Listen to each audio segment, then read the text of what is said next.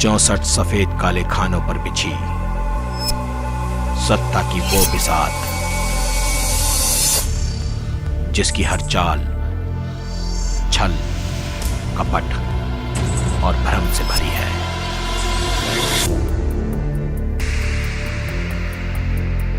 राजनीति। नमस्कार, मैं हूं नितिन कुमार और आप देख रहे हैं भारत 24। किसान आंदोलन का आज 8वां दिन है और आज के दिन किसान संगठन के से जुड़े 35 बड़े नेता का आज सरकार के साथ आज मीटिंग है। यानी विज्ञान भवन में आज जो मसौदा तैयार होके जो आज चौथी वार्ता जो हो रही है उस पर माना जा रहा है कि आज कुछ ना कुछ हल निकाल लिया जाएगा। लेकिन किसान संगठनों के कुछ लोग हैं, उनका कहना है कि हम जो बिल हैं इन बिलों को निरस्त किया जाएगा तभी वो कोई बात कर सकते हैं और तभी इस आंदोलन को हम वापस ले सकते हैं। किसान आंदोलन से जुड़े हुए कई ऐसे लोग थे जो साफ तौर पर उनका कहना था कि अगर सरकार नहीं मानती है तो 26 जनवरी तक इस आंदोलन को आगे लिया जा सकता है। आपको ये भी बता दें कि दिल्ली तक जाने वाले सारे रास्तों को आज बंद कर दिया गया है। यानी एक्सप्रेस वे से जो होते हुए जो जाया जाता है, यूपी से होते हुए जो एक्सप्रेस वे यानी दिल्ली का जो रास्ता होता है वो भी रास्ता बंद कर दिया गया है। हमारे सहयोगी जो हमीरपुर में हैं, हमीरपुर में उन्होंने आम आदमी पार्टी के प्रदेश उपाध्यक्ष रमन सिंह से उन्होंने बात करी और उन्होंने जानने की कोशिश करी कि आम आदमी पार्टी का इसमें क्या रुख है और किस तरीके से वो इस पूरे जो आंदोलन है उसको देखते हैं। आज हमारे साथ उत्तर प्रदेश के आम आदमी पार्टी के प्रदेश उपाध्यक्ष रमन सिंह जी। मैं आज बुंदेलखंड के बारे में इनसे कुछ क्वेश्चन करूंगा जो इसको लेकर किसान आज देश भर में जन आंदोलन हो रहा है इतनी तेजी से, लेकिन आज बुंदेलखंड की स्थिति ये है कि आज बुंदेलखंड में कहीं भी जन आंदोलन की कोई आवाज़ नहीं उठ रही। आखिर इसका मुख्य कारण क्या रहा रमन जी, ये बताइए। देखिए, किसान एमएसपी के मुद्दे पर पूरे देश का किसान उत्तेजित है इस चीज़ को लेकर, और हरियाणा, विशेषतः हरियाणा और पंजाब के किसान जिस तरह से सड़क पर उतरकर प्रदर्शन कर रहे हैं उसकी अपेक्षा ये थोड़ा निराशाजनक है कि हमारे बुंदेलखंड का जो किसान है वो उस लेवल का प्रदर्शन नहीं कर रहा है या उस लेवल से सड़क पर आकर अपना विरोध नहीं दर्ज करा रहे हैं। हालांकि कुछ छोटे संगठन हैं जैसे बुंदेलखंड किसान यूनियन और इस तरह से हैं जो अपने स्तर पे थोड़ी कुछ प्रदर्शन या रोड जाम या ऐसा कुछ कर रहे हैं, पर वो प्रभावी नहीं हो पा रहा है।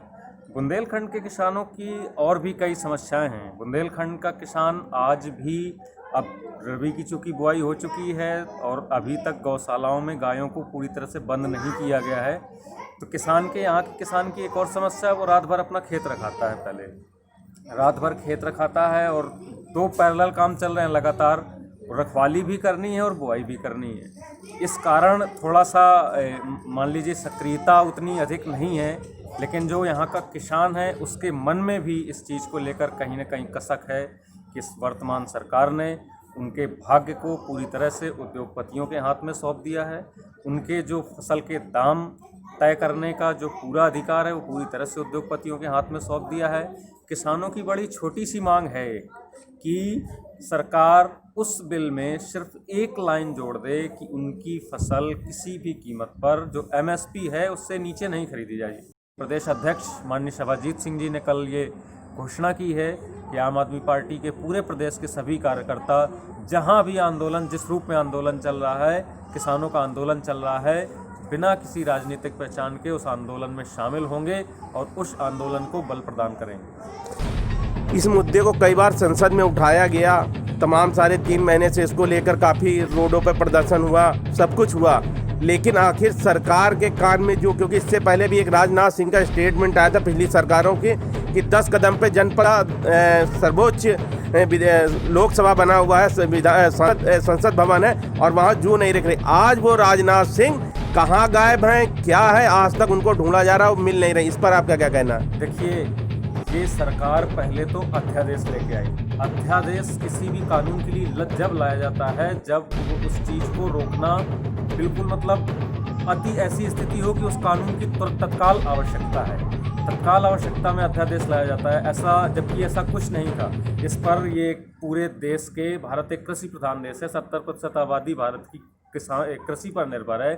बहुत विचार विमर्श के बाद, सभी से चर्चा के बाद, विपक्ष से चर्चा के बाद, किसान संगठनों से चर्चा के बाद इस बिल को लाया जाना चाहिए था। लेकिन पहले तो सरकार आनन फानन में अध्यादेश लेके आई, उसके बाद जब इसको सदन में लेके आई तो वहाँ भी प्रश्नकाल स्थगित किया गया। प्रश्नकाल स्थगित करने का मतलब कि किसी को कोई प्रश्न पूछने का अधिकार ही नहीं दिया गया। मतलब कोई, अब जब प्रश्न नहीं पूछे जाएंगे चूंकि, तो कोई चर्चा नहीं होगी उसके। देखिए, कोई भी बिल कभी भी पूर्ण नहीं हो सकता, कोई भी बनाए कोई भी बिल कभी पूर्ण नहीं हो सकता। चर्चा के बाद भी उसमें क्या कमी है, क्या वो निकलती हैं।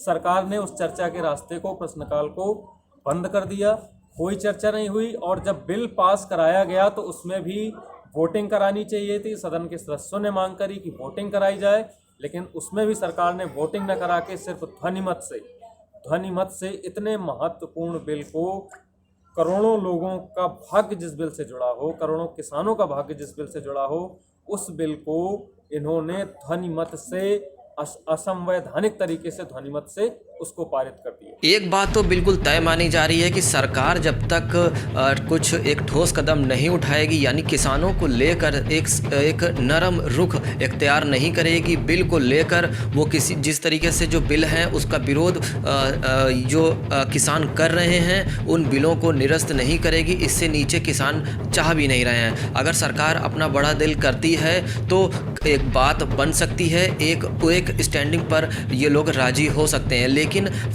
क्या होगा आगे और किस तरीके से ये आंदोलन जाएगा, ये तो फिलहाल आने वाला वक्त ही बताएगा। फिलहाल जुड़े रहिए हमारे साथ और तब तक के लिए नमस्कार। 64 सफेद काले खानों पर बिछी सत्ता की वो बिसात, जिसकी हर चाल छल, कपट और भ्रम से भरी है।